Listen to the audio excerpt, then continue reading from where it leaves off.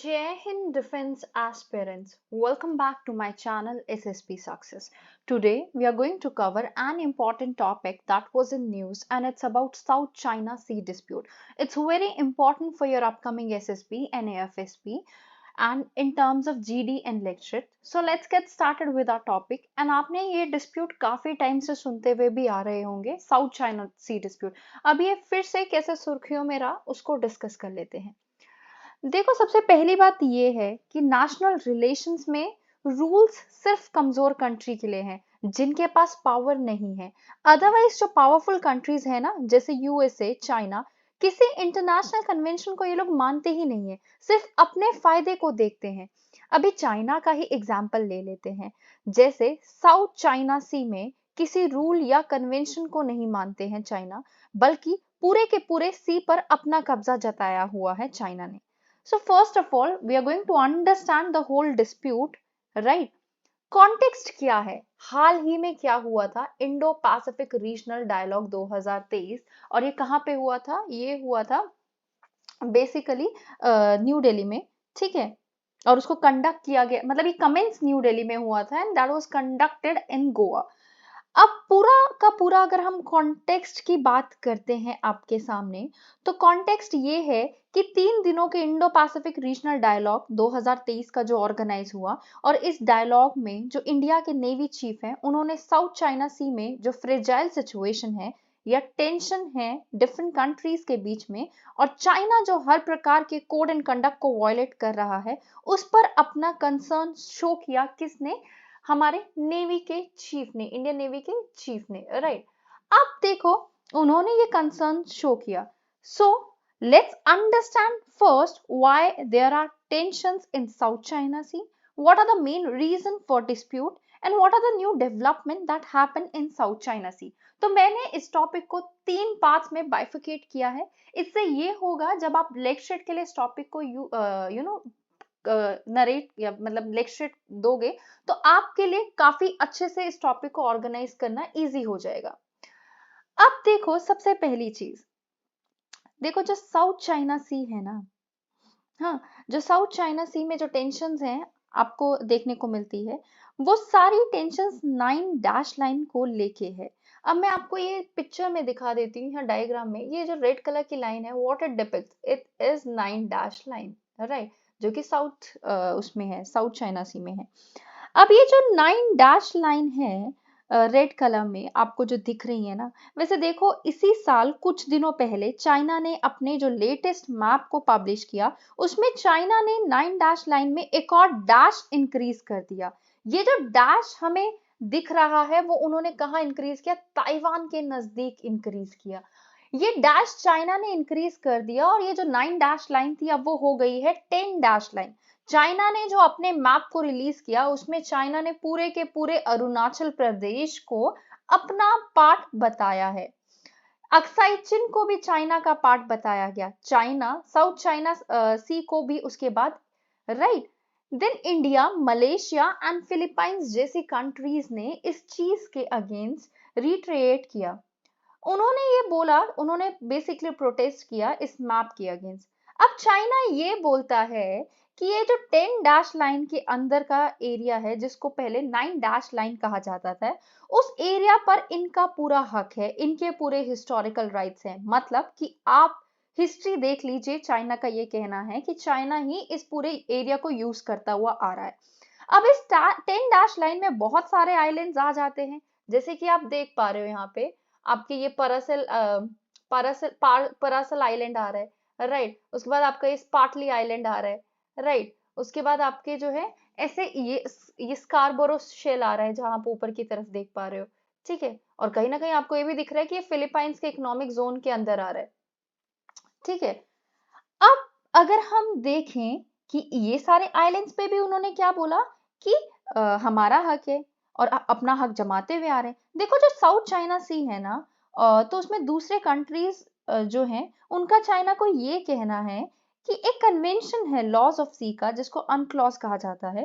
इस कन्वेंशन का साफ तौर पर ये कहना है कि किसी भी कंट्री के आगे का 200 नॉटिकल माइल का जो एरिया है वो उस कंट्री का इकोनॉमिक एक्सक्लूसिव जोन है. अब एरिया में जो रिसोर्सेज आएंगे वो भी उस कंट्री के होंगे, उस पर उसी कंट्री का हक होगा, उसमें ऑयल, फिशेस एंड दूसरे रिसोर्सेज को भी वही कंट्री एक्सप्लोर कर सकती है। अब मैं आपको सिंपली बताती हूँ, फॉर एग्जाम्पल चाइना का अगर ये एरिया है ना, चाइना के सामने का जो 200 नॉटिकल माइल्स है उस पे सिर्फ चाइना का क्लेम है। चाइना ये नहीं कह सकती यहाँ पे आके कि ये एरिया भी मेरा है, बट क्योंकि ये वाला एरिया तो फिलीपाइंस का है, फिलीपाइंस का 200 नॉटिकल का माइल का एरिया आ रहा है ना ये वाला। समझे आप इस बात को? अब देखो, तो ये कंट्रीज का ये कहना है कि फिलीपाइंस, इंडिया एक्सेट्रा का, कि ये हमारा एक्सक्लूसिव इकोनॉमिक जोन है, जो एरिया आप जिसको आप अपना बता रहे हो, बिकॉज 10 डैश लाइन के अंदर ये आता है, और ये 10 डैश लाइन तो आपने खुद ही डिजाइन की है। आप कहते हो ये हिस्टोरिकल है, लेकिन उसके लिए कोई प्रूफ तो दीजिए। आप इंटरनेशनल कन्वेंशन को आप नहीं मानते हो, तो ये बात तो गलत है ना। तो देखो, चाइना का जो एक्सक्लूसिव इकोनॉमिक जोन है, चाइना के कोस्ट से सिर्फ 200 नॉटिकल माइल्स का एरिया है, जो कि आप देख भी सकते हो इस पिक्चर में बहुत ही कम है, राइट। अब बात ये है कि अगर हम देखें, लेकिन वो बहुत कम है। पार्सल आइलैंड्स के भी कुछ आइलैंड्स उसमें कवर नहीं होते हैं, इस पे तो पूरा कंट्रोल चाइना का है ही, लेकिन चाइना अपने इकोनॉमिकल जोन के साथ साथ 10 डैश लाइन के अंदर के एरिया को भी अपना बताते हैं। तो फिलीपाइंस तो इस इशू को लेके आर्बिट्रेशन कोर्ट में चला गया 2013 में, लेकिन चाइना ने परमानेंट कोर्ट ऑफ प्रोसीडिंग में आने से मना कर दिया। तो परमानेंट कोर्ट ऑफ आर्बिट्रेशन ने बोला, मत मानो आप अनक्लॉज को, जो कन्वेंशन है, लेकिन उसके एनेक्स 7 में लिखा ये है कि अगर दो पार्टीज के बीच में क्लैशेस होते हैं और एक पार्टीज अगर प्रेजेंट नहीं भी होती, सुनवाई तब भी चलती रहेगी। तो परमानेंट कोर्ट ने 2016 में अपना वर्डिक्ट सुनाया, और जो ये 12 जुलाई 2016 में वर्डिक्ट आया, उसके तहत चाइना को ये बोला गया कि आपका कोई हिस्टोरिकल राइट नहीं है, ये जो 9 डैश लाइन आपने खुद से डिजाइन की है और इसके रिसोर्सेज पर आपका कोई हक नहीं है।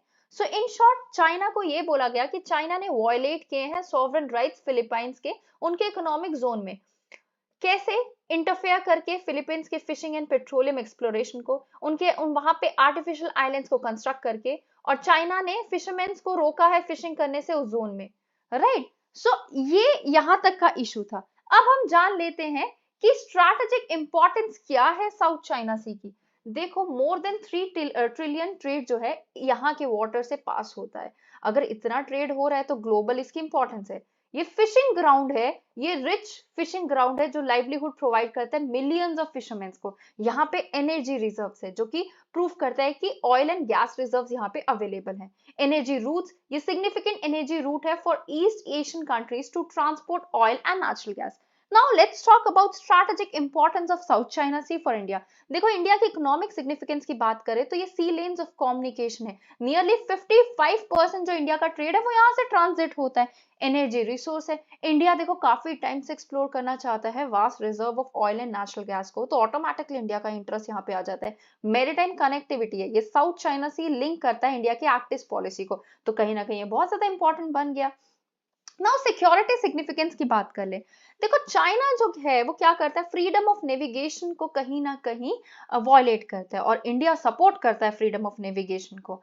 चाइना अपना एक्सपेंशन बढ़ा रहा है, तो इंडिया को ये बैलेंस करना है। इंडिया ने इसीलिए तो दूसरे कंट्रीज के साथ क्वाड की ग्रुपिंग में ज्वाइन किया था, सो दैट चाइना का एक्सपेंशन हम रोक सके।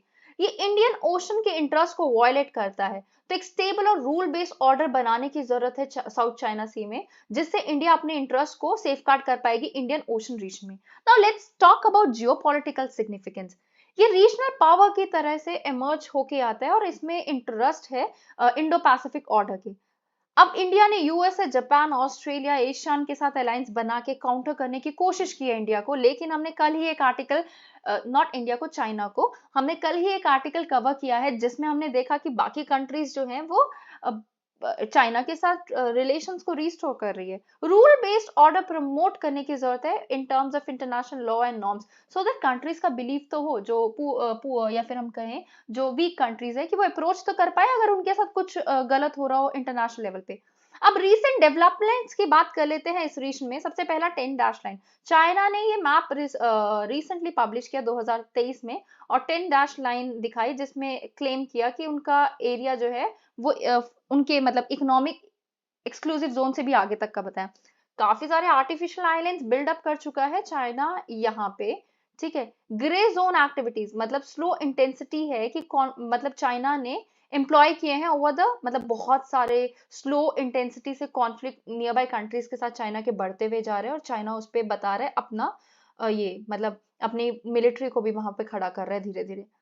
कंसर्न्स क्या है चाइना के एक्सपेंशन से? देखो चाइना जो है वो बैन लगा रखे है चाइना ने 1999 से। तो कहीं ना कहीं चाइना रोकता है फिशिंग करने से वहां पे। आर्टिकल 22 जो है ना कोस्ट गार्ड लॉ का, और जिसमें ये बताता है कि 2021 ऑफ चाइना एनेबल्स दैट कि चाइना का ये जो कोस्ट अगर कोई इन्फ्रिंज करेगा ना तो चाइना इमीडिएटली उनपे अटैक कर देगा, not in that way but like उनको बेसिकली एलिमिनेट करने की कोशिश करेगा। So what would be the way forward? हमें डिप्लोमेटिक एंगेजमेंट और डायलॉग की जरूरत है, नेगोशिएशन करने की जरूरत है, legal binding comprehensive and effective code of conduct, maritime cooperation को अपनाने की जरूरत है by the South China Sea nations with South China Sea claims, defence cooperation की जरूरत है सो दैट हम चाइना के एग्रेसिवनेस को काउंटर कर सके, economic cooperation so that we can explore the possibility of negotiating free trade agreements, right, humanitarian and relief package करने चाहिए सो दैट म्यूचुअल ट्रस्ट एंड फ्रेंडशिप बनी रहे। साइंस एंड टेक्नोलॉजी के पास पोटेंशियल है to mutually benefit concerning countries. So guys, that was all. I hope you like this video. If you like it, do like it, share it and subscribe to our YouTube channel. Plus you can join us on Telegram. There you'll get a lot more updates about the recent SSB's content like PP&ET description, tag description, GD and lecture. So guys, that was all. Thank you everyone.